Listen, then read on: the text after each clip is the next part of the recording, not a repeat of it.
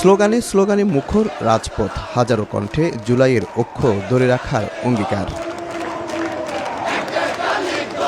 জুলাই অক্ষ বিনষ্টের ষড়যন্ত্র ও ভারতের আধিপত্যবাদের প্রতিবাদে শুক্রবার বিকালে চট্টগ্রামের আন্দরকিল্লা শাহী জামি মসজিদ থেকে বিক্ষোভ মিছিল বের করে জুলাই অক্ষ চট্টগ্রাম। পরে নগরীর প্রেস ক্লাবে সমাবেশে বক্তারা বলেন, স্বাধীন দেশে দিল্লির ষড়যন্ত্র রুখে দিতে জুলাইয়ের শক্তি সবসময় তৎপর।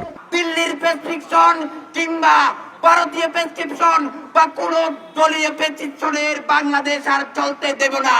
যতদিন পর্যন্ত আমরা বেঁচে আছি ততদিন পর্যন্ত জুলাইকে ধ্বংস করা যাবে না।